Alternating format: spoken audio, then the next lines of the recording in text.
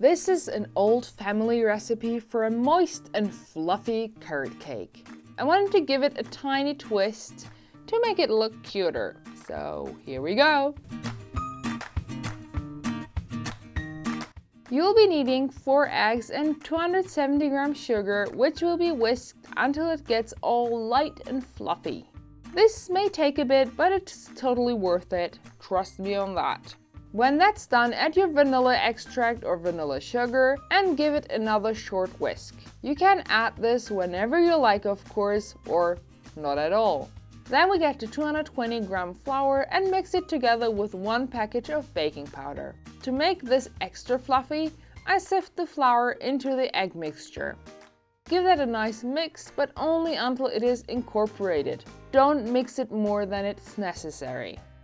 And finally, the main actor of our cake, the carrots. I used 2 big ones, which I grated.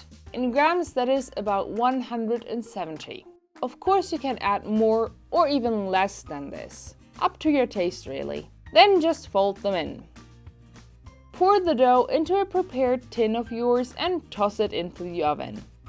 Bake this yummy cake at 175 degrees Celsius for about 30 minutes.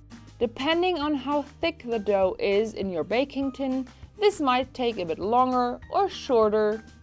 While the cake is cooling off, I prepare my little decorative pieces. I take a bit of orange fondant and roll it in my finger on one end to make a cone-like shape.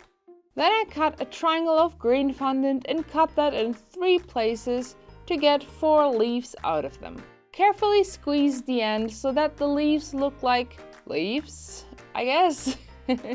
Make a small hole into your orange sausage thingy and carefully push your leaves into it. As a final touch, make some lines with a dull tool. You could use the back of a knife or a toothpick for that, for example. And here you get yourself a tiny carrot.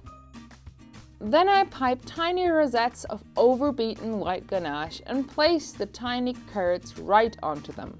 Whipped cream goes just as well. I just had tested something with the ganache, so that is what I'm using right here. And that's it! An easy, fluffy and absolutely moist carrot cake for any occasion. What do you think of these little tiny touches to make the boring looking cakes look cuter? Let me know in the comments below. I really hope you enjoyed this and thank you for watching till the end. Don't forget to like to support us and subscribe if you don't want to miss our weekly videos. Have a great weekend and see you next Friday!